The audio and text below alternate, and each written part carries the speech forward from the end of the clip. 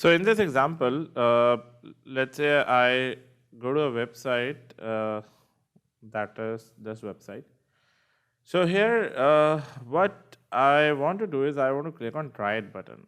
When I click on try it button, it shows me something like submit the form, right? So I can directly inspect this element and I can perform click on it. This is a very straightforward element. So let's say if I create a new class, test try it. I'm going to change the name of this class later on. First, let's see uh, if we get any challenge while handling this element. This is a very straightforward element.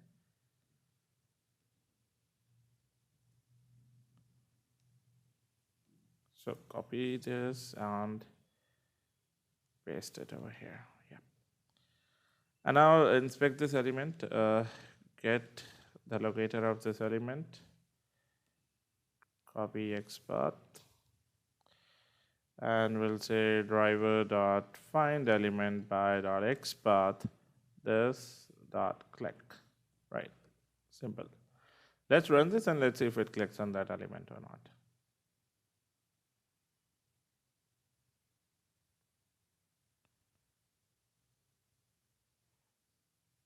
So it didn't click, right? And still waiting because we have given implicit wait 10 seconds. And we got an exception saying that no such element exception, unable to locate this element. Now, what could be the reason? It may happen with you as well that the element is in front of you, you're not able to click on it, you're not able to type on that element, right? So you might not able to perform any action on that element, right? Not just this element, even if you try to get a text for this, try to get a text for this, try to click on this button, you will not be able to do it, right? You'll definitely gonna see no such element exception, right? Means it's saying that this XPath is not found on the page. So let us see if the XPath is there or not. If it is the same XPath, this is the runtime screen. I'm gonna try to get this element on the runtime and see if the XPath is changing or what. So copy XPath and I'll paste it over here. And see, this is the same XPath. There's nothing changing. The element is not dynamic. And still we are not able to click on it. This is because this element is not there on this page. As in the implementation is done in a separate page. So from HTML5 onwards, there is a concept of frames. Frames as in iframes. If you look at this element, if I go back over here, and if I, like iframe is basically a tag. If you right click, say view page source, you'll connect to it. Okay, view page source option is not showing. Yeah, this is view page source. So here you will be looking at a tag called as iframe. See, I'm getting a lot of hash iframe. Hash is basically ID. But I don't see any tag. Maybe the tag is wrapped into some div or something else. There's no iframe tag over here. Tag, let's say I start it like this. It's not showing any tag. If this thing is not showing you any tag, if the source is not showing you any tag, no need to worry, just inspect this element. You may gonna see tag in the HTML DOM component. So if you go a little up, see this is the tag. And you can see the HTML is started again, right? So this is a separate page. It is actually treated as a separate page, starting HTML, ending HTML, inside our frame, iframe tag, right? So what we need to do, in the last session, we switched on to an alert. This, we're gonna switch on to frame. Now this frame is basically an overloaded method. See, index, name, web element. We're gonna look at this thing, string name or ID. Means you need to provide either the name or ID of that frame to switch. So this frame has got ID as iframe result, even the name is same. So I can just copy this and paste it over here. And save this and let's run it and see if it works.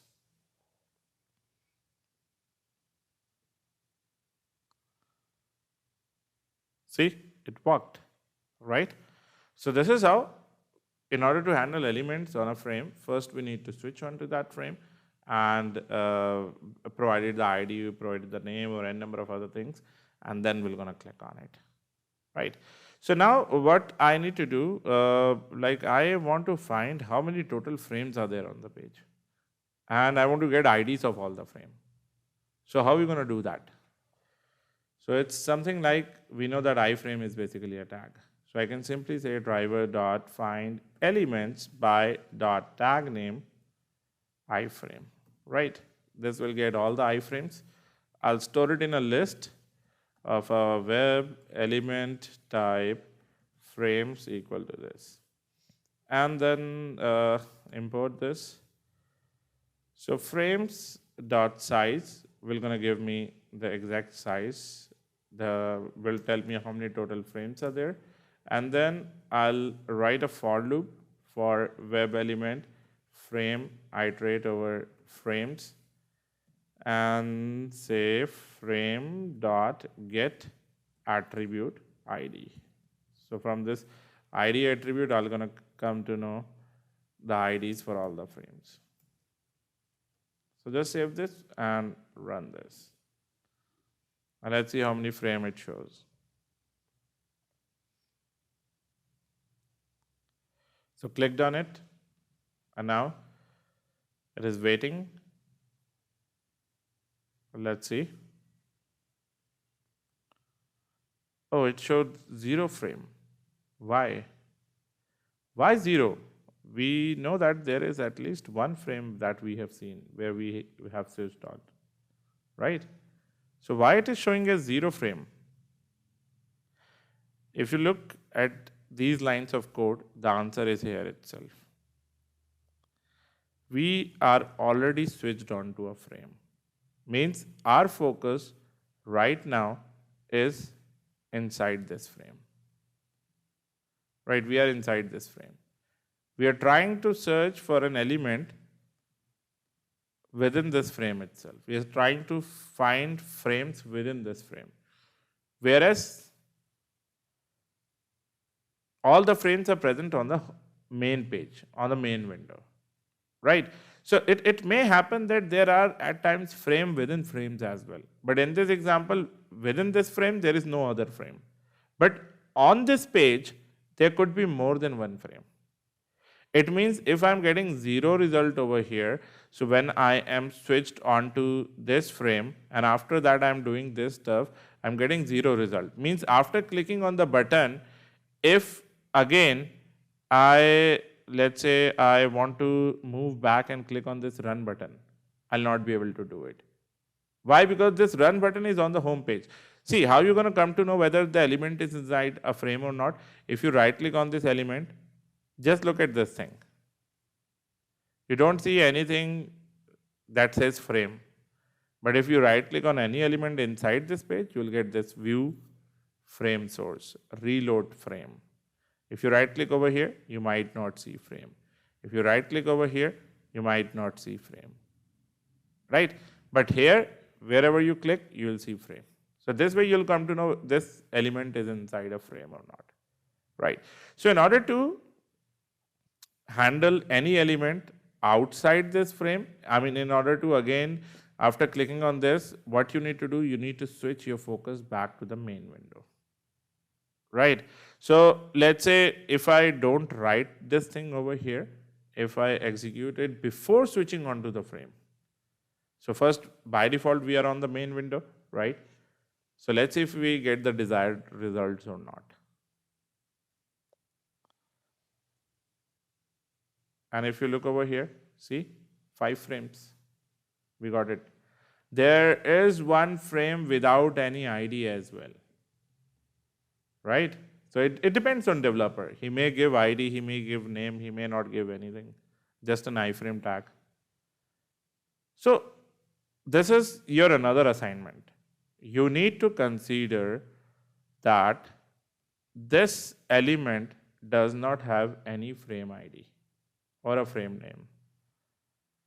Still, you have to switch on to this frame without using ID or name. So this is your assignment. Right? Like ID we have given over here, over here. There is no ID or name provided to the frame. You need to switch on to this frame without knowing its ID or name, right? So just complete this assignment and add it to the question and answer forum with the title assignment, right?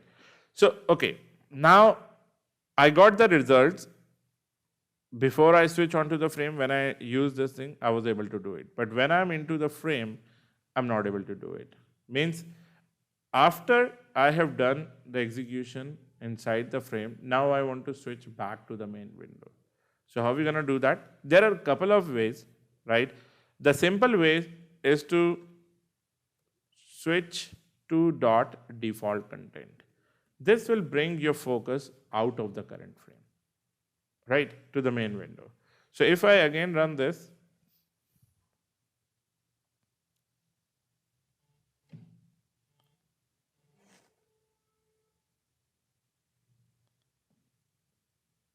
and if you look over here, see, we got the same results, right? Right. So this is how, this is one of the simple way to doing it. There is another way as well. At times, you don't want to use it. All the with frame will be using default content itself. But there is a way of switching onto the main window as well. At times, you're not inside frame. You are like dealing with tabs and pop-ups with a lot of windows that open randomly, right? When you click on any link, it opens up in a new pop-up. Click on any button, it opens up in a new tab. When you deal with tabs and pop-ups, then this thing will not gonna work, right? So in this example, we have seen how we can handle frames, how we can handle elements within the frames. In the next example, we're gonna deal with tabs and pop-ups, and that is one of the most important example. All right, thank you.